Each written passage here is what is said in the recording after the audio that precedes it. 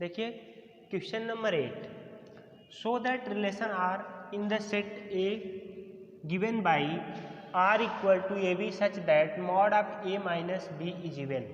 अब देखो relation R जो हमारा है इस सेट ए पे डिफाइंड है। सेट ए है क्या हमारा 1 2 3 4 5, ठीक है। और रिलेशन ए कह रहा है कि R equal to A B such that mod of A minus B is even is an equivalence relation. यानी सबसे पहला काम हमको क्या करना है, इसको इक्विवेलेंस प्रूव करना है। आगे देखो show that all the elements of 1 3 5 are related to each other. अब देखो यहाँ पे एक सबसेट लिया गया इसी सेट का 1 3 और 5, तो कह रहा है कि 1 3 5 क्या है, एक दूसरे से रिलेट कर रहे हैं। एंड ऑल एलिमेंट्स ऑफ 2 4 ये क्या है, are related to each other. मतलब जो ऑड नंबर्स हैं एक दूसरे से रिलेटेड है और इवन नंबर एक दूसरे से रिलेटेड है। But no element of 1 3 5 are related to any element of 2 4। कोई भी एलिमेंट 1 3 5 का 2 4 के साथ रिलेट नहीं कर रहा है। अब देखो इसका सोल्यूशन क्या होगा। हमारे पास जो सेट है क्या, a इक्वल टू हमारे पास दिया गया 1 2 3 4 और क्या है 5। एंड आर रिलेशन आपका क्या है, r equal to A B such that mod of a minus B is even. Mod of a minus B is even. अब हमको क्या प्रूव करना है, इसको जो है इक्विवेलेंस प्रूव करना है। अब रिलेशन इक्विवेलेंस कब होता है, अगर वो रिफ्लेक्सिव हो, सिमेट्रिक हो और क्या हो, ट्रांजिटिव हो, यानी तीनों कंडीशंस को एक साथ सेटिस्फाई कर रहा हो। तो देखो हम क्या करेंगे, इसको कैसे प्रूव किया जाएगा। हम लिखेंगे फॉर एनी एलिमेंट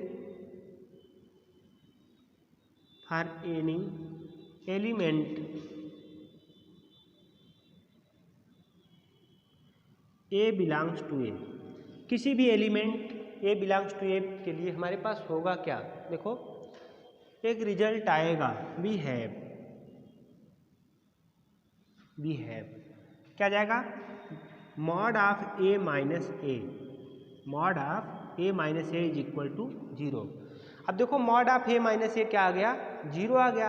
अब ये है क्या, ये क्या होगा, ये इवन है। मॉड ऑफ ए माइनस ए 0 है जो कि इवन है। तो जब ए मॉड ऑफ ए माइनस ए 0 है और ये इवन है तो इसका मतलब क्या हो गया कि आप कोई भी एलिमेंट चाहे मान लो 1 -1 2 -2 3 -3, मतलब इस पूरे सेट से कोई भी एलिमेंट लोगे। कहा गया ना for any element a belongs to a, मतलब इस पूरे सेट के किसी भी एलिमेंट के लिए कंडीशन होल्ड करेगी। ऐसे लिख दो कि therefore R is reflexive. R क्या हमारा है, रिफ्लेक्सिव है। अब देखो इसके बाद आर तो रिफ्लेक्सिव हो गया। आगे हम क्या करेंगे, हमको इसको सिमेट्रिक प्रूव करना है। तो हम मानेंगे now let A comma B belongs to R, ठीक है। A comma B belongs to R लिख लो या x comma y belongs to R. तो देखो होगा क्या, अगर a comma B belongs to R है इसका मतलब क्या, this imply that mod of A minus B is even. Mod of A minus b क्या होगा, इवन होगा, क्योंकि आपको पता है कि ए बी इक्वल टू क्या है, R equal to A B है, तो मतलब mod of A minus B even है। तो हमने लिया कि A B belongs to R, तो यहाँ से क्या है, कंडीशन आएगी कि mod of A minus B even है। अब आप यहाँ क्या कर सकते हो, अगर आप यहाँ से माइनस कॉमन कर लो तो आप क्या लिख सकते हो, माइनस बी, है ना, मॉड ऑफ बी माइनस ए। अब देखो ए बी माइनस ए हो गया, अभी बी माइनस ए मॉड में आ जाएगा ऐसे, ठीक है। ये जो माइनस ए प्लस हो जाएगा और आपके पास आएगा मॉड बी माइनस ए, ये क्या बन जाएगा हमारा, ये क्या है, इवन है ना, ये भी इवन हो गया। तो देखो अब b माइनस ए इवन है, this imply that b comma A belongs to R, ठीक है। b कॉमा ए आर में मिल गया। अब इसके बाद क्या कंडीशन बन गई, a B belongs to R imply that b a belongs to R, तो therefore R is symmetric, R is symmetric. अब आर क्या हो गया हमारा, सिमेट्रिक हो गया। आगे अब हम देखेंगे, इसको प्रूव करेंगे कि ट्रांजिटिव के लिए, ठीक है। तो देखो आप मान लोगे फिर से, now let A comma B belongs to R and B comma C belongs to R. तो यहाँ से आएगा क्या, this imply that mod of A minus B is even and mod of B minus C is even. दोनों के दोनों क्या आ जाएंगे आपके पास, इवन आ जाएंगे।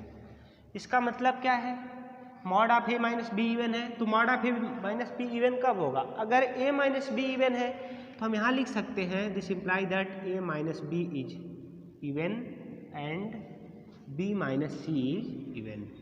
अब देखो दोनों इवन हो गए, तो अब आप क्या करोगे, आप देखोगे कि ए माइनस सी है ना, ए माइनस सी होगा क्या, अगर आप इसको ऐड कर दो दोनों को, यानी ए माइनस बी प्लस ए माइनस सी, अगर यहाँ बी माइनस सी कर लो, ठीक है, दोनों को ऐड कर दो, इसको और इसको, तो वैल्यू क्या आ जाएगी आपके पास, देखो बी से बी कैंसिल होकर ए माइनस सी आ जाएगा। अब ये देखो इज इवन, ये भी इवन होगा, ऐसा क्यों हो रहा है, क्योंकि सम ऑफ टू इवन नंबर्स, आप लिख सकते हो कि सम ऑफ टू इवन नंबर्स क्या होता है, इवन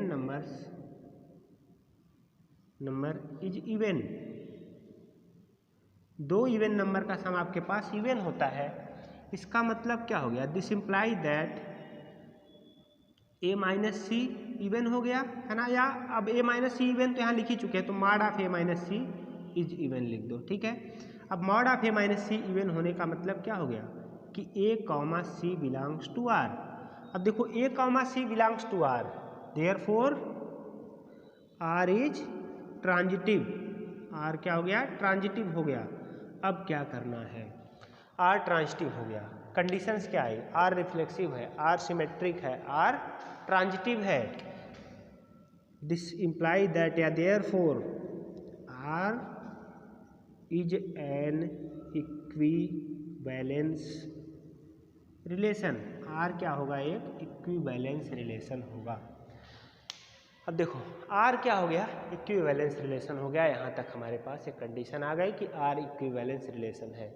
अब आपको आगे क्या प्रूव करना है, so that all elements of 1 3 5 are related to each other. यहाँ 1 3 5 जो है इसके एलिमेंट्स एक दूसरे से रिलेट कर रहे हैं, ठीक है। एंड ऑल एलिमेंट्स ऑफ 2 4, जो 2 4 आपका इसका 2 4 are related to each other. तो अब हम देखेंगे कि यहाँ पे mod of 1 minus 3 1 minus 5 3 minus 5, ऐसे आप कोई भी वैल्यू निकालो तो आपके पास क्या वैल्यू जाएंगे। अगर आप यहाँ से देखो कि निकाल दो कि मॉड ऑफ 1 माइनस 3, तो वैल्यू आ जाएगी 2 इवन है, 1 माइनस 5 कर लो तो भी क्या आ जाएगा 4 आएगा, इवन होगा।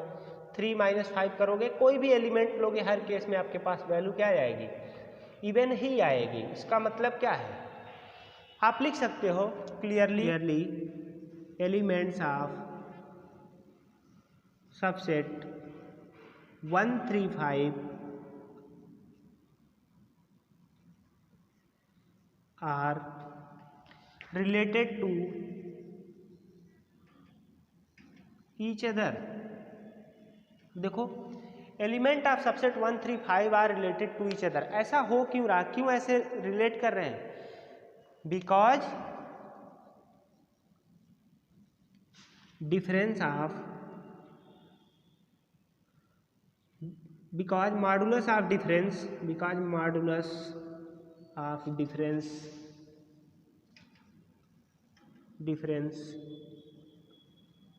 ऑफ नंबर्स क्या है, इज इवन। देखो modulus of difference of numbers जो है वो क्या होंगे, इवन होंगे, है ना। एंड अब यही हो गया, आल्सो लिख दो, also elements of 2 4, elements of 2 4 ये क्या है, are related to each other, ये भी एक दूसरे से रिलेट कर रहे हैं, रिलेटेड टू ईच अदर, ये एलिमेंट्स क्या कर रहे हैं, एक दूसरे से रिलेट कर रहे हैं। देखो इसके बाद यहाँ पे क्या हो गया, 1 3 5 के जो एलिमेंट्स हैं आपस में रिलेट कर रहे हैं, और 2 4 के एलिमेंट्स क्या आपस में रिलेट कर रहे हैं। मतलब यहाँ पे सभी ऑड नंबर्स आपस में रिलेट कर रहे हैं और इवन नंबर्स क्या कर रहे हैं, आपस में रिलेट कर रहे हैं। अब यहाँ पे देखो आगे लिखोगे no elements of 1 3 5, no elements of 1 3 5 are related to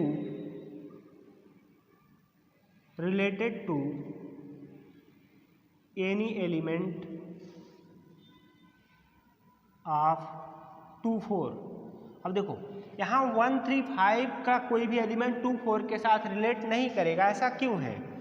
क्योंकि because the modulus of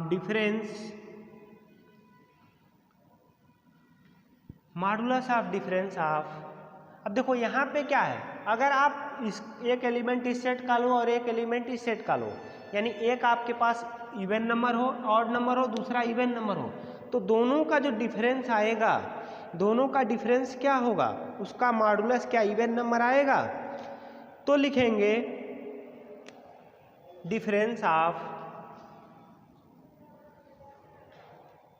2 elements,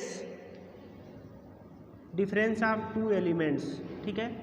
अब यहाँ 2 एलिमेंट्स में जो बात हो रही है, हर सेट से यहाँ पे फ्रॉम ईच सेट है ना, जो एलिमेंट हम लेंगे क्या करेंगे, from each of these 2 subsets है ना, ईच ऑफ दीज 2 सबसेट्स, हम जो 2 सबसेट्स लिए हैं यहाँ पे, इनसे सबसेट्स विल नॉट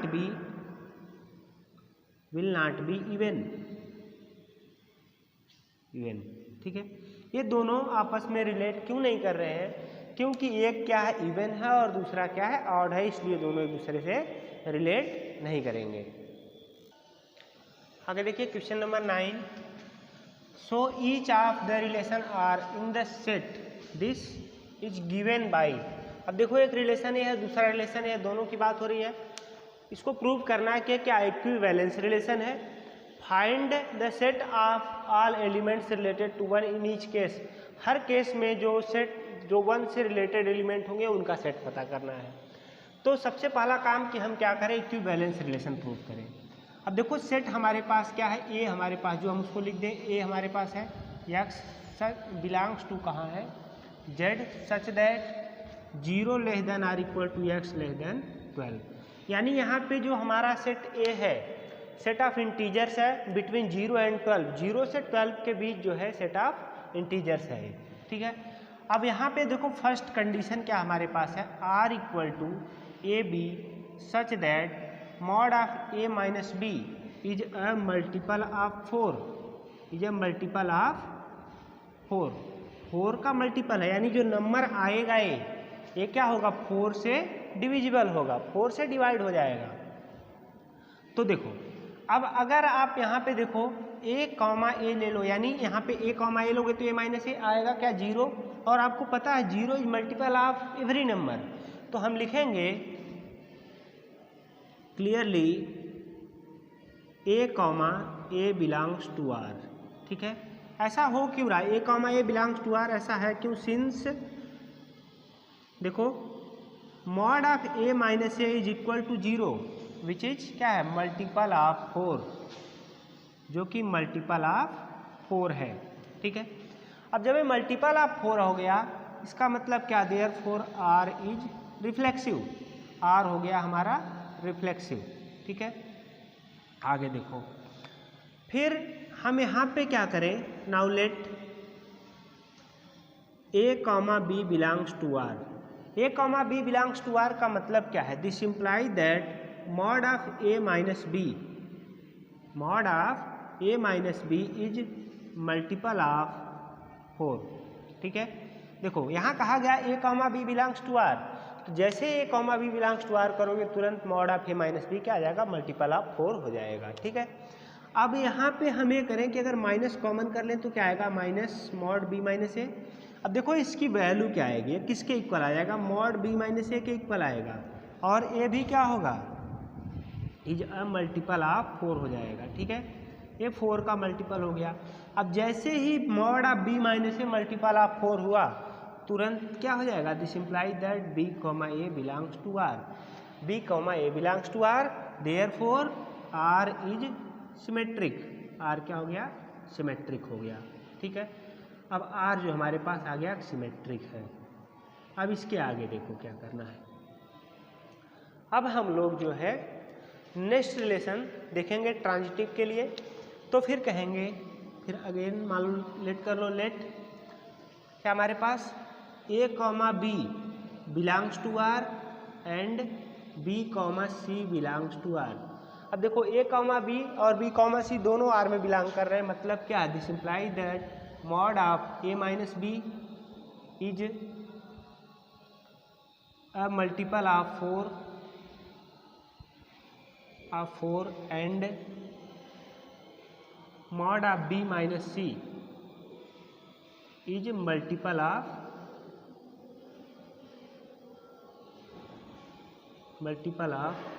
4। अब देखो है क्या यहाँ से, a comma B belongs to R मतलब mod of A minus B multiple of 4 होगा, B comma C belongs to R मतलब कि mod of B minus C is multiple of 4। अब देखो क्या कंडीशंस बनेंगी। अब देखो अगर mod of A minus B multiple of 4 है तो ऐसे केस में क्या आ जाएगा, ए माइनस बी भी क्या होगा, इज मल्टीपल ऑफ 4, है ना, ए माइनस बी भी मल्टीपल ऑफ 4 होगा एंड बी माइनस सी भी मल्टीपल ऑफ 4 होगा। ठीक, तो आप लिख लोगे B minus C is a multiple of 4। ठीक है, अब अगर आप देखो तो यहाँ से क्या लिख सकते हो कि ए माइनस सी ये किसके इक्वल आ जाएगा, ए माइनस बी प्लस क्या है, बी माइनस सी। अब देखो तो ए माइनस बी भी मल्टीपल ऑफ 4 है और बी माइनस सी भी मल्टीपल ऑफ 4 है, दोनों नंबर्स मल्टीपल ऑफ 4 हैं, तो ये पूरा पूरा क्या बन जाएगा, दो ऐसे नंबर्स जो मल्टीपल ऑफ 4 हो, दोनों का सम करोगे तो भी क्या होगा, मल्टीपल ऑफ 4 ही होगा। तो लिखेंगे इज मल्टीपल ऑफ 4। इसका मतलब क्या हो गया, this imply that mod of A minus B is multiple of 4। अब क्या हो जाएगा, this imply that A comma C belongs to R, therefore R is transitive. R क्या हो जाएगा, ट्रांजिटिव हो गया। अब प्रूव क्या करना था कि आर इक्विवेलेंस रिलेशन है। अब देखो कंडीशंस क्या है, आर रिफ्लेक्सिव हो गया, सिमेट्रिक हो गया और ट्रांजिटिव हो गया। तो आप यहाँ से क्या लिख सकते हो, therefore R is an equivalence relation. Equivalence relation. अब देखो और क्या चीज़ें प्रूव करनी है और क्या पता करना है। Find the set of all elements related to one in each case. हर केस में जितनी भी केसेस हैं, दोनों केस, आपको क्या करना है, वन से रिलेटेड एलिमेंट्स का सेट निकालना है। अब ऐसे कौन से एलिमेंट होंगे जो वन से रिलेट कर रहे होंगे, तो देखो इस सेट में एलिमेंट है कहाँ से, 0 1 2 3 4 और अप टू 12 है ना। अब कह रहा है कि इसमें वन से कौन रिलेट कर रहे हैं, तो ऐसे एलिमेंट्स वन से रिलेट करेंगे जिनका क्या है, वन के साथ अगर आप मॉडुलस वैल्यू लो, है ना, यानी वन के साथ डिफरेंस की मॉडुलस वैल्यू लो और वो क्या हो जाए, मल्टीपल ऑफ 4 हो जाए।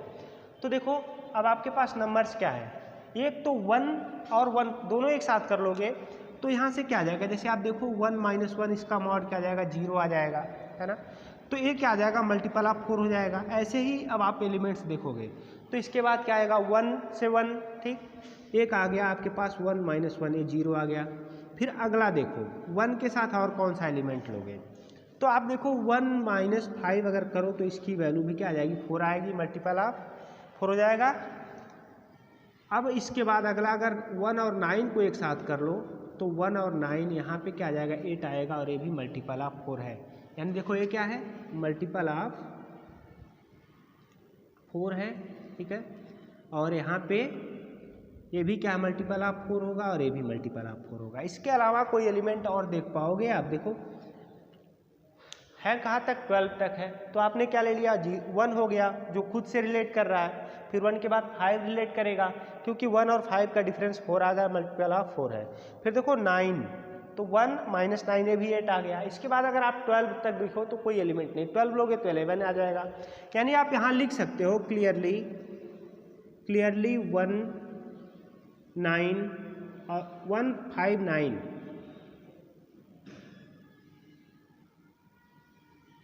1 5 9 is the set of elements related to 4, ठीक है। सेट ऑफ एलिमेंट है 1, 9 और 5 जो 4 से रिलेट कर रहे हैं। ऐसा क्यों है? सिंस कंडीशन आप देख लो, ये सारी कंडीशंस आपके पास आ जा रही हैं, ठीक है। तो इस तरह से जो आपके पास सेट ऑफ एलिमेंट जो रिलेटेड टू 1 आएगा, ये क्या आ जाएगा? ये जो सेट है 1, 5 और 9, यही सेट ऑफ एलिमेंट 1 से रिलेट करने वाले हो जाएंगे। देखिए नेक्स्ट पार्ट। नेक्स्ट में हमारे पास सेट तो सेम रहेगा। रिलेशन क्या है हमारे पास? R equal to A comma B such that A is equal to B। अब ये रिलेशन हो गया। अब इसको भी हमको क्या करना है? इसको इक्विवेलेंस प्रूव करना है। तो इक्विवेलेंस प्रूव करने के लिए सारी चीज़ें जैसे हमने यहाँ पे किया सेम करेंगे। हम देखेंगे, लिखेंगे clearly A comma A belongs to R। ऐसा क्यों हो रहा है? क्योंकि हर एलिमेंट खुद के इक्वल होगा। आप 1 से 12 का कोई भी एलिमेंट लोगे सभी इक्वल आएंगे, है ना। ऐसा क्यों है? क्योंकि since A is equal to A for any A belongs to capital A, यानी जो हमारा कोई भी A हमारे सेट में आएगा उसके लिए, ठीक है। Therefore R is reflexive. R क्या हो गया हमारा? रिफ्लेक्सिव हो गया। अब इसके बाद आपको क्या करना है? इसको सिमेट्रिक प्रूव करना है। हम लिखेंगे now let A comma B belongs to R, ठीक है। A comma B belongs to R क्या इंप्लाई करेगा? This imply that A equal to B, ठीक है। अब आप यहाँ से क्या लिख सकते हो? A इक्वल टू B या B equal to A। This imply that B comma A belongs to R, है ना। इसका मतलब क्या है? Therefore R is symmetric. R क्या हमारे पास? सिमेट्रिक है, ठीक। आगे देखो हम बात करेंगे ट्रांजिटिव के लिए, तो कहेंगे नाउ लेट फिर A comma B belongs to R and B comma C belongs to R। तो देखो यहाँ से क्या आ जाएगी कंडीशंस? यहाँ पे this imply that A equal to B and क्या जाएगा? B equal to C। यानी आपके पास A B के और B क्या C के, मतलब कि A इक्वल टू C आ जाएगा। और यहाँ से आप क्या लिख सकते हो? देयरफॉर या this imply that A comma C belongs to R। अब A comma C belongs to R हुआ, मतलब क्या हो जाएगा? दिस इम्प्लाई दैट या देयरफॉर R इज ट्रांजिटिव। अब देखो तीनों कंडीशंस आपकी सेटिस्फाई हो गई, reflexive, symmetric and transitive. Therefore R is an equivalence relation, ठीक है। R क्या है? एक इक्विवेलेंस रिलेशन है। आगे देखो प्रूव करना है, फाइंड करना है आपको। Find the set of all elements related to 1 in each case. यानी यहाँ इस रिलेशन के लिए भी जो 1 से रिलेट कर रहा होगा एलिमेंट। तो अब देखो 1 से रिलेट करने वाला एलिमेंट यानी जो एलिमेंट 1 के इक्वल होगा, तो यहाँ पे हम लिखेंगे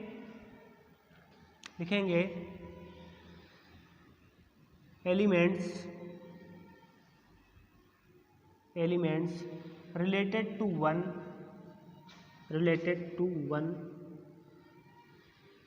1 आर दोज एलिमेंट्स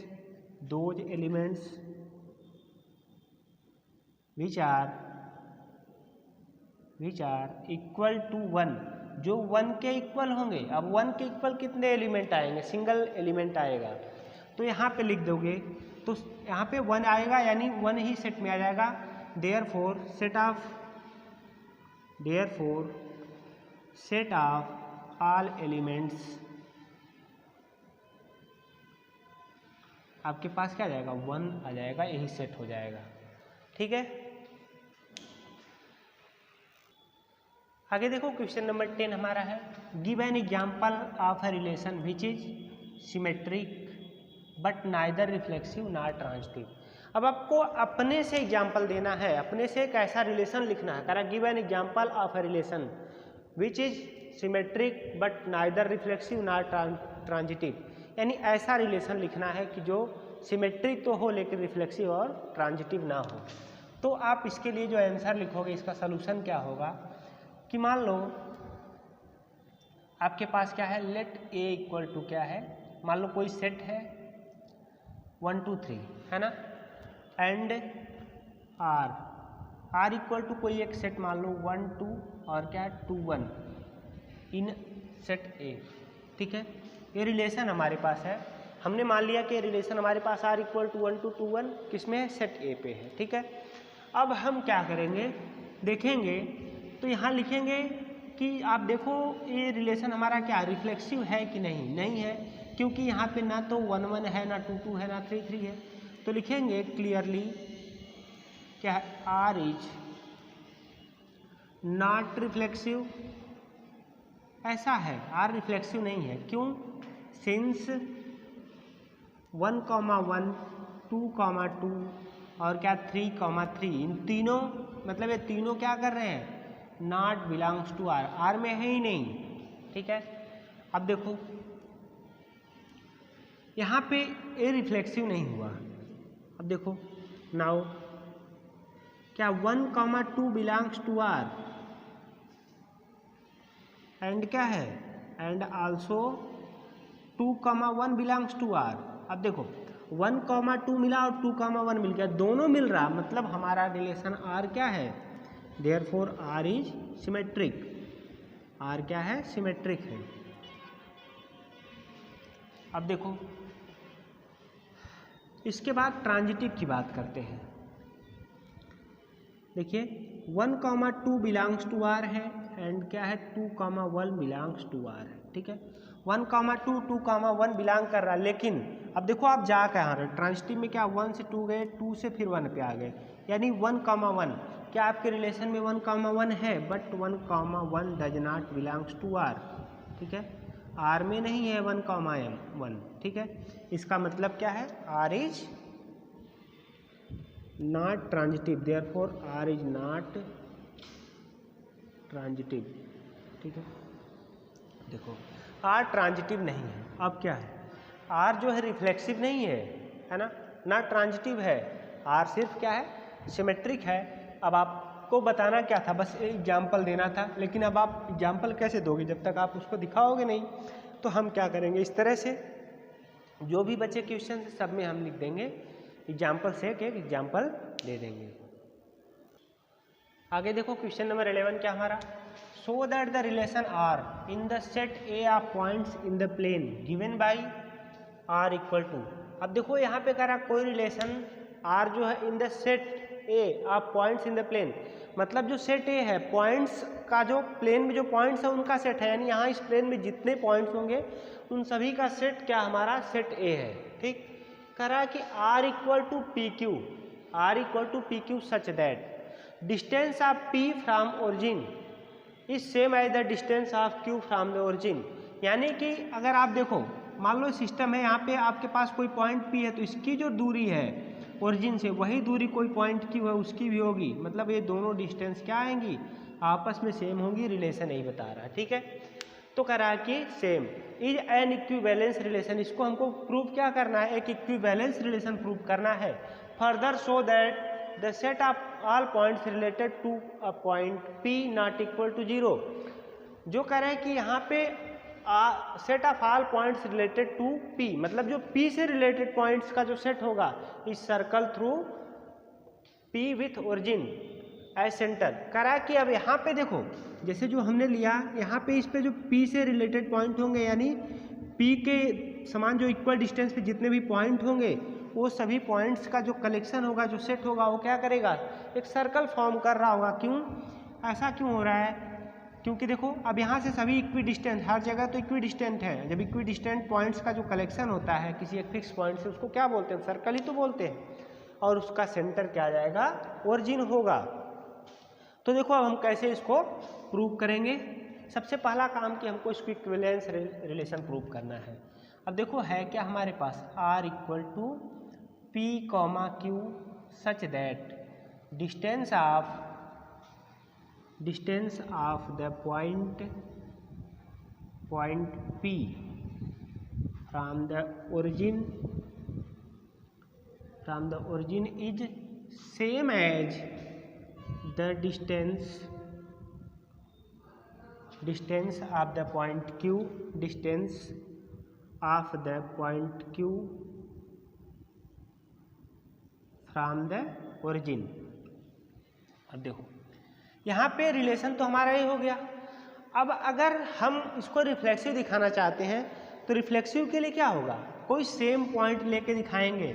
तो हम यहाँ लिख सकते हैं कि clearly P, P belongs to R। ऐसा क्यों होगा?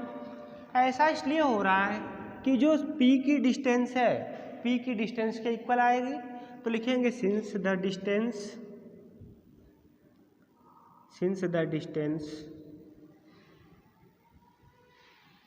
Of the point P, distance of the point P from the origin, distance of the point P from the origin is same as the distance of the point P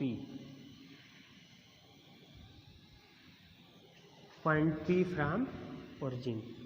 अब देखो आप कहोगे दोनों बार sir P क्यों लिखे हैं?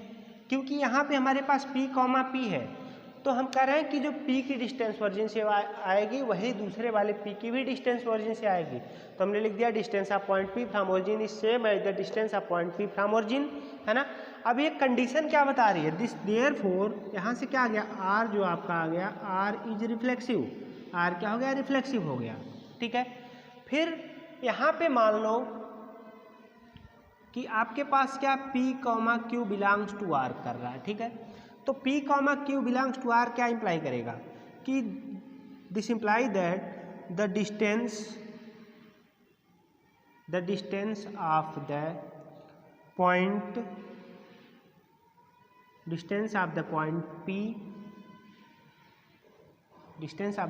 P from origin is same as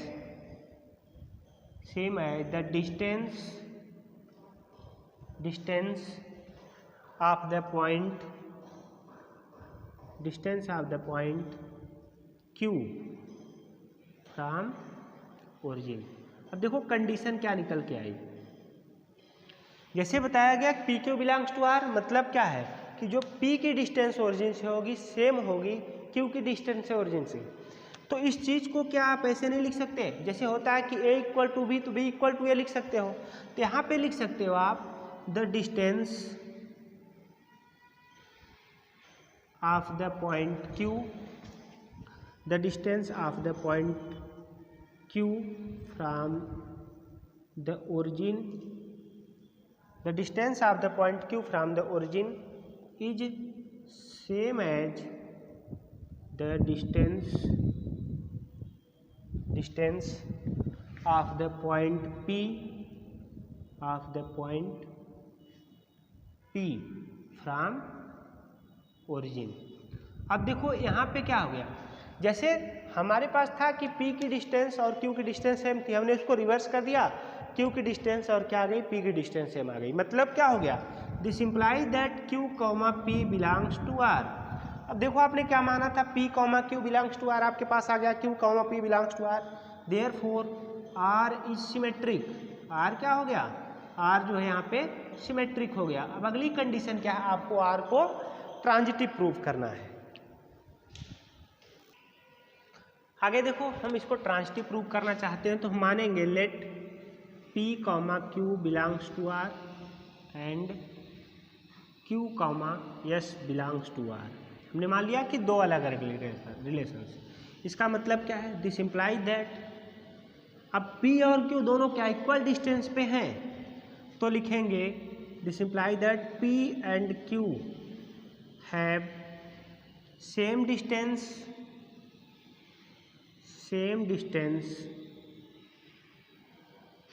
from origin. देखो यहाँ पे क्या आ जाएगा, एक रिलेशन ये बता रहा हमारा कि P और Q बिलोंग्स टू R, मतलब P और Q दोनों सेम डिस्टेंस पे हैं, distance from origin. And also क्या है, Q and S are, Q and S have the same distance from the origin, ठीक है, फ्रॉम द ओरिजिन। अब देखो क्या क्या कंडीशन आ गई कि हमारे पास P और Q की ओरिजिन से सेम डिस्टेंस है और Q और S की भी ओरिजिन से सेम डिस्टेंस है। मतलब क्या हो गया, दिस इम्प्लाई दैट, अब देखो PQ QS यानी आपके पास क्या जाएगा PS, है ना। This imply that P and S have same distance या same distance from the origin. दोनों के पास S से सेम डिस्टेंस होगी, है ना, ओरिजिन से सेम डिस्टेंस आ जाएगी। इसका मतलब क्या है कि P, S belongs to R, है ना। Therefore R is transitive, R क्या आ जाएगा, ट्रांजिटिव आ जाएगा। अब R हमारे पास ट्रांजिटिव हो गया। जब R ट्रांजिटिव हो गया, अभी हमने आपको रिफ्लेक्सिव सिमेट्रिक पहले दिखाया था, यानी क्या आ जाएगा, therefore R is an equivalence relation. Equivalence relation, R क्या है कि इक्विवेलेंस रिलेशन है। अब आगे क्या प्रूव करना है, further show that the set of all points related to point P not equal to 0 is a circle passing through P with origin at centre, है ना। अब हमको ये प्रूव करना है कि आगे जो सभी पॉइंट्स का सेट है वो क्या बनेगा, एक सर्कल बनेगा। देखो यहाँ पे P से रिलेटेड पॉइंट का जो सेट होगा वो कौन से पॉइंट होंगे, उसी के बारे में हम बात करेंगे। तो देखो है क्या हमारा, the set of all those points, the set of all points related to P। अब P है क्या हमारा, नॉट इक्वल टू 0, करें set of all points related to P are those points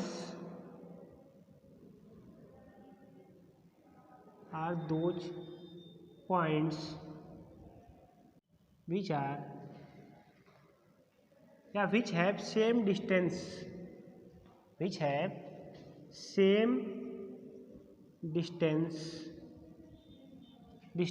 from origin as P। अब देखो हमने लिखा current set of all points related to P, है ना, रिलेटेड टू P से रिलेटेड जो पॉइंट्स हैं उनका सेट आर दोज पॉइंट्स, ऐसे पॉइंट्स का कलेक्शन है which have same distance from origin as P। मतलब जितनी डिस्टेंस P की ओरिजिन से है उतनी सभी की डिस्टेंस ओरिजिन से होगी। तो अब आप यहाँ से क्या बोल सकते हो कि जो सेट ऑफ पॉइंट्स है ये क्या करेंगे, फॉर्म करेंगे सर्कल, है ना। तो लिखेंगे 10 द सेट ऑफ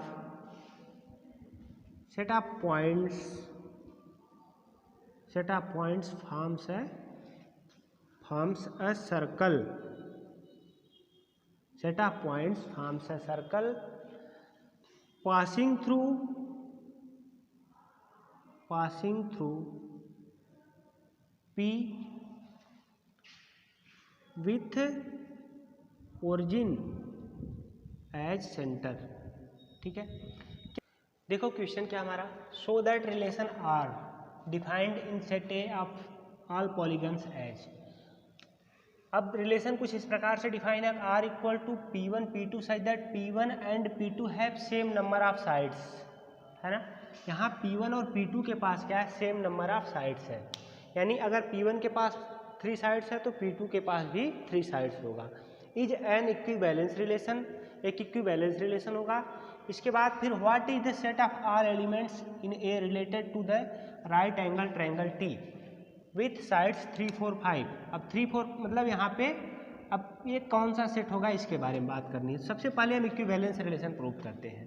तो देखो R इक्वल टू हमारे पास क्या, P1, P2 such that P1 and P2 have same number of sides, दोनों के पास क्या, सेम नंबर ऑफ साइड्स है। अब देखो यहाँ से देखा जाए तो हम कह सकते हैं क्लियरली P1, P2 P1 और P1 दोनों के लिए P1 comma P1 belongs to R होगा। क्यों होगा? क्योंकि since P1 and P1 have same number of sides. अब देखो इसको आप अपने तरीके से किसी और भी सेंटेंस में लिख सकते हो। जैसे बोला गया कि मतलब P1 एंड P1, अब यहाँ पे 2 बार P1 है यानी एक ही पॉलीगन है, तो जब पॉलीगन सेम है तो नंबर ऑफ साइड्स क्या होंगी? सेम होंगी। तो इस तरह से हम लिख देंगे कि P1 comma P1 belongs to R हो गया। ऐसा हो क्यों रहा? क्योंकि नंबर ऑफ साइड्स दोनों के पास क्या सेम है, दोनों क्या एक ही पॉलीगन है। इसका मतलब क्या? Therefore R is reflexive. R क्या हो गया? रिफ्लेक्सिव हो गया। आगे देखो, फिर मान लो let P1 comma P2 belongs to R। This imply that P1 and P2 have same number of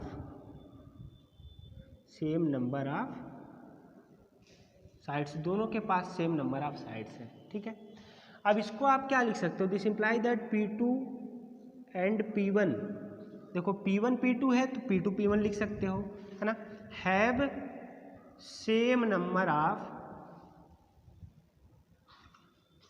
sides, दोनों के पास क्या होगा? सेम नंबर ऑफ साइड्स आएगा। अब ऐसा देखो क्यों होगा? जैसे पता है कि दो चीज़ें आपस में इक्वल है तो पहली दूसरे की दूसरी पहले की, सिमिलर कंडीशन यहाँ पे हमने वही यूज किया। This imply that P2 comma P1 belongs to R, है ना। P2 बिलोंग्स टू R था और इसने क्या इम्प्लाई कर दिया? P2 comma P1 belongs to R। मतलब क्या हो गया? Therefore R is symmetric. R क्या हो गया हमारा? सिमेट्रिक हो गया। अब देखो आगे हम बात करें ट्रांजिटिव के लिए, तो मान लेते हैं कि let P1 comma P2 belongs to R and P2 comma P3 belongs to R। इसका मतलब क्या हुआ कि P1 के पास नंबर ऑफ साइड्स जो है वही P2 के पास, यानी this imply that P1 and P2 have same number of sides and P2 and P3 have same number of sides, दोनों के पास सेम नंबर ऑफ साइड्स आ जाएगा। इसका मतलब क्या हो गया कि यहाँ P1 और P3 दोनों के पास क्या आ जाएगा? सेम नंबर ऑफ साइड आ जाएगा। This imply that P1 and P3 have same number of sides, दोनों के पास सेम नंबर ऑफ साइड्स आ गया। अब देखो इसका मतलब क्या हो गया कि दोनों के पास सेम नंबर ऑफ साइड्स आने का मतलब हो गया कि P1 comma P3 belongs to R। अब मतलब हो गया यानी देयरफॉर R इज ट्रांजिटिव। अब बताओ आपने क्या प्रूव कर दिया? R रिफ्लेक्सिव है, R सिमेट्रिक है, R ट्रांजिटिव है, यानी therefore R is an equivalence relation. R एक इक्विवेलेंस रिलेशन हो गया। अब आगे प्रूव करना है आपको what is the set of all elements in A, find करना है कि जो है set of all elements in A related to the right angle triangle T with sides 3, 4, 5। अब कहा गया कि राइट एंगल ट्रायंगल T से रिलेटेड सेट क्या होगा? तो देखो यहाँ पे जो हमारा रिलेशन है वो क्या कर रहा है? नंबर ऑफ साइड्स को बता रहा है। अब यहाँ ट्रायंगल राइट एंगल है या कैसा ट्रायंगल उससे मतलब नहीं है, बस यहाँ नंबर ऑफ साइड्स की बात हो रही है। तो यहाँ पे जब हम करें कि यहाँ ट्रायंगल से रिलेटेड, तो इस ट्रायंगल के पास नंबर ऑफ साइड्स कितनी होंगी? 3 होंगी। तो जो हमारा यहाँ पे सेट बनेगा, जो इस ए में जो इसके ए से जो यहाँ ए के रिलेटेड एलिमेंट्स आएंगे वो क्या आ जाएंगे? वो 3 साइड्स वाले पॉलीगन्स आएंगे। देखो क्या होगा, अब हम लिखेंगे the elements in A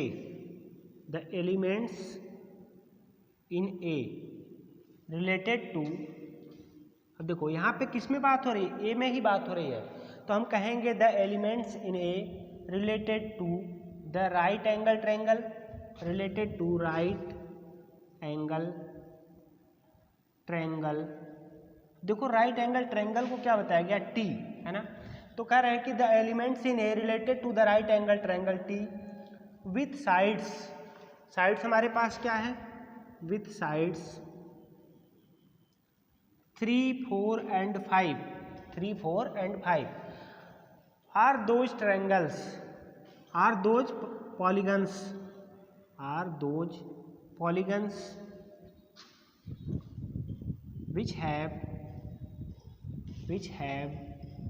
3 sides, जिनके पास 3 sides आएंगी। क्यों ऐसा हो रहा है, क्योंकि ट्रायंगल है ना यहाँ पे, और ट्रायंगल के पास क्या है, 3 sides है, यानी आपके पास क्या जाएगा, hence the set of all elements, hence the set of all elements, set of all elements, set of all elements in a related to the right, related to the triangle is the set of triangle, triangle T is the set of triangles। ये क्या होगा, set of triangles बन जाएगा, यानी जो T से relate करने वाले जो एलिमेंट्स होंगे वो सभी क्या होंगे, ट्रायंगल्स होंगे। अब जो इसमें रिमेनिंग क्वेश्चंस हैं वो सभी क्वेश्चन सिमिलर हैं, तो सिमिलरली आप क्या करोगे, उन क्वेश्चंस को भी सॉल्व कर लोगे। Thank you.